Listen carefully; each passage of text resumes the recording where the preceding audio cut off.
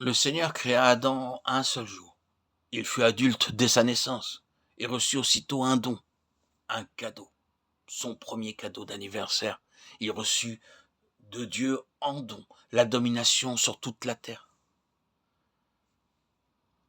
Dieu dit, faisons l'homme à notre image, selon notre ressemblance, et qu'il domine sur les poissons de la mer, sur les oiseaux du ciel, sur les bétails, sur toute la terre, et sur tous les reptiles qui rampent sur la terre. Genèse 1, 26. À ce moment-là, il n'existait pas encore de malédiction. Il n'y avait encore ni épines, ni ronces, ni souffrances, ni mort, ni peine, ni douleur. Sur cette terre merveilleuse, Dieu avait établi Adam comme son roi, afin de lui démontrer son amour. Dieu lui dit, mon cher fils Adam, je t'aime tant que je vais te donner maintenant ton cadeau d'anniversaire. Je te fais roi sur toute la terre, tout entière, roi sur les animaux, sur les oiseaux, sur les poissons. Adam était un roi d'un genre unique. C'est la parole de Dieu qui le déclare. C'est dans ce but précis que Dieu l'avait créé. Mais c'est à cause de son péché, de sa désobéissance, qu'Adam perdit ce privilège. Cependant, l'amour de Dieu ne peut pas changer. Nous pouvons changer, mais jamais l'amour de Dieu ne changera. De loin l'Éternel se montre à moi, je t'aime d'un amour éternel. C'est pourquoi je te conserve ma bonté. Jérémie 31:3. Lui-même dit, je t'ai aimé d'un amour éternel. De plus, il dit encore, car je suis l'Éternel, je ne change pas. Malachie 3:6. L'amour de Dieu ne peut pas changer. C'est pourquoi le dessein en vue duquel Dieu créa l'homme ne peut pas non plus changer. C'est dans ce but que le Seigneur Jésus-Christ est venu sur la terre. Ce qu'Adam avait perdu par sa désobéissance se trouve maintenant restauré, retrouvé, par l'obéissance du Seigneur Jésus-Christ. C'est pourquoi le premier sermon prêché par le Seigneur Jésus parlait du royaume. Dès ce moment, Jésus commença à prêcher et à dire « Répentez-vous, car le royaume des cieux est proche ». Matthieu 4,17. Pourquoi donc le Seigneur a-t-il dit cela? Ne crains point, petit troupeau, car votre Père a trouvé bon de vous donner le royaume. Luc 12,32. Il n'a pas dit jetez un regard sur ce royaume et partez, mais il dit en fait très clairement ne crains point, petit troupeau, car c'est le bon plaisir de votre Père de vous donner le royaume. Ce qu'il donne, ce qu'il offre, c'est pour toujours, pour l'éternité.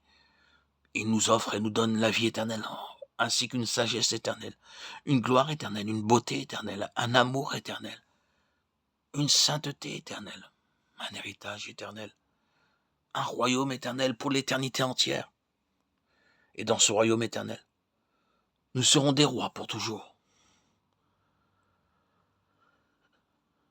Vous exhortant, vous consolant, vous conjurant de marcher d'une manière digne de Dieu, qui vous appelle à son royaume et à sa gloire. 1 Thessaloniciens 2,12. Nous sommes appelés à son royaume et à sa gloire. C'est à quoi il vous a appelé par notre évangile pour que vous possédiez la gloire de notre Seigneur Jésus-Christ. 2 Thessaloniciens 2,14. Ainsi, au jour de son retour, nous serons rendus participants de sa gloire. En ce jour-là, il fera de nous des rois pour régner dans la nouvelle création, à condition que nous soyons des vainqueurs qui soient dignes de ce royaume. C'est donc durant notre pèlerinage terrestre que nous sommes rendus participants de Christ d'une manière septuple, participants de sa nature divine, participants du Saint-Esprit, participants de sa sainteté, participants de l'héritage céleste, participants de la vocation céleste, participants de toutes les vertus, de toutes les grâces qui sont dans le Seigneur Jésus, participants de la gloire pour être des rois célestes pour toute l'éternité. De cette manière aussi, nous sommes des collaborateurs avec Dieu pour amener la gloire qui s'en est allée. C'est pourquoi nous devons d'abord apprendre à être des vases, des instruments semblables à Anne, sachant comment prier, en discernant le véritable besoin de Dieu lui-même. Ensuite, nous devons apprendre à être des vases semblables à Samuel afin d'être les porte-paroles de Dieu pour transmettre son message. Nous, en tant qu'Église, nous avons à prier sérieusement. Ô Dieu, veuille accorder à ton peuple des prophètes comme Samuel. Veuille répandre sur tes saints partout un esprit de grâce, un esprit de prière et de supplication.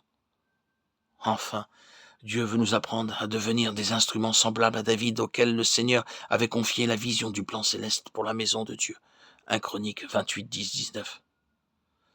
C'est dans ce but que Dieu avait choisi David auquel il put confier cet écrit céleste décrivant le temple avec tous les détails et sous tous ses aspects.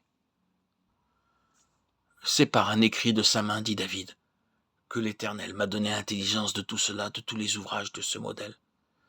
David parle ici du modèle céleste et nous avons une participation à ce modèle céleste. Dieu a appelé, éduqué, préparé David à devenir son collaborateur dans son plan céleste. Nous aussi, nous pouvons devenir entre les mains de Dieu des instruments, des vases qui ressemblent à David. Amen. Alléluia. Gloire à Dieu au plus haut des cieux, et paix sur la terre aux hommes qu'il aime. À toi, Seigneur, tout honneur et toute gloire pour les siècles des siècles. Amen. Alléluia.